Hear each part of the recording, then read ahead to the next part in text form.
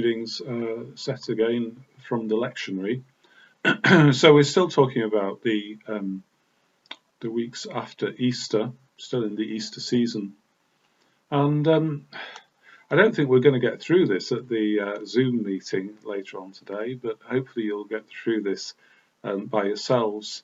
If you're looking at these readings, there are 4, and I didn't feel I could leave any of them out, so I've left them all in. So you've got Acts 2, 42 to 47. To me, this is really key reading for today, because it talks about the early church and what did the early church do. And perhaps it's something for us to reflect on in these times of lockdown, that the early church really spent a lot of time with each other. They were listening to the apostles' teaching, they were meeting in fellowship, they broke bread together, and they prayed together. And as a result of that, many wonders and signs were being done. And I suppose we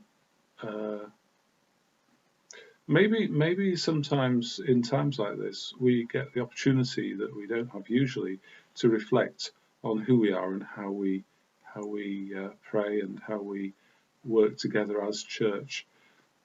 It's interesting that they also held everything in common, selling their possessions and goods and distributing the proceeds to all as any had need. It's a hard reading for us, I think, as well as a challenging one in terms of how we spend our time and what we do. But I think there was this urgent expectancy amongst the early church. Jesus was coming. He was coming soon in the final return that he makes, and people really were expecting those days while they were still alive. So there was a great expectancy, and perhaps that expectancy needs to grow in our hearts during these times of lockdown too. The second reading, Psalm 23, the Lord's my shepherd. You know that reading, I imagine. It's a very beautiful psalm, very short psalm, and it talks of the shepherd who feeds us. The next reading also talks about Christ being the shepherd and the guardian of our souls. Christ being the one who really brings us together. Christ who by his own death upon the cross sets us free to be brought together. And again, in this time of separation through the lockdown, we can't be together as we'd like to be.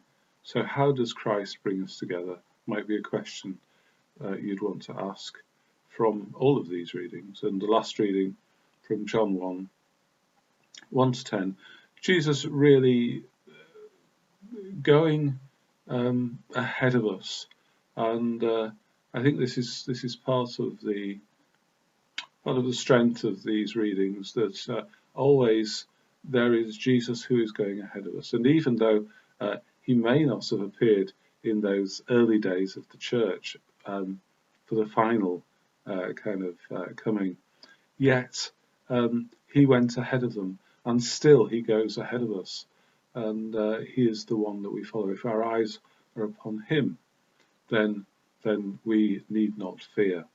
So those are the readings. As always, please look at them and reflect on them in the way that you find helpful.